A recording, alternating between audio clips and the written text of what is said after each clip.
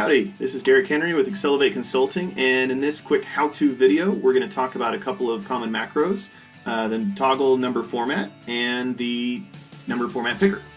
Now, these are really easy, they're very common to use because people often are changing number formats in spreadsheets. So how this is going to work, you're going to select whatever data you have that has numbers, or maybe it's dates or something you want to show a particular number format for, and you're going to run it. So the default keyboard shortcut for this is Control-Shift-N.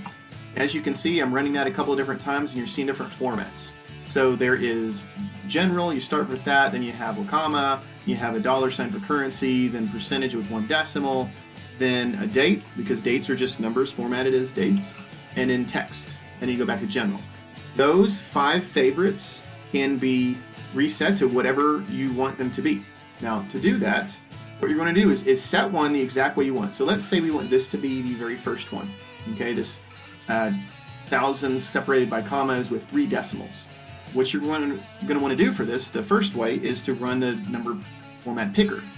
So if we just search for that, there's no default shortcut, so you might just run it this way. Number format picker. It's going to give you a prompt. Now what it's going to do is based on the exact code behind that. Every number format has a code behind it. It's going to show you the code here where it says X custom format. So it's going to show you there, right? It's also going to show you down in the instructions. So to make that a default, press X, enter space, and then enter default 1, or 2, or 3, or 4, or 5, whichever you want to use in your defaults there. So if we put 1 there, that becomes the new default. So if we take any of the ones over here and we run the shortcut, notice that it uses that as the default. Right? It's that easy. Now, if you wanted to change all 5 of those at once, then you could use the assign macro defaults macro. That's going to show you all the defaults throughout the entire add-in.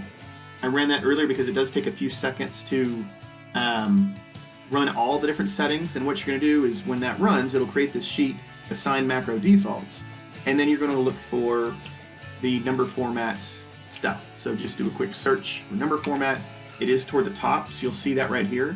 You can set the default value from the picker, and here are all those options again in the cell comment, and you can set the default shortcuts. So just set them in these 5 cells, run this again, and it'll set them for you. Hopefully you found that really easy. Good luck. Hope you're saving a lot of time. Thanks for watching.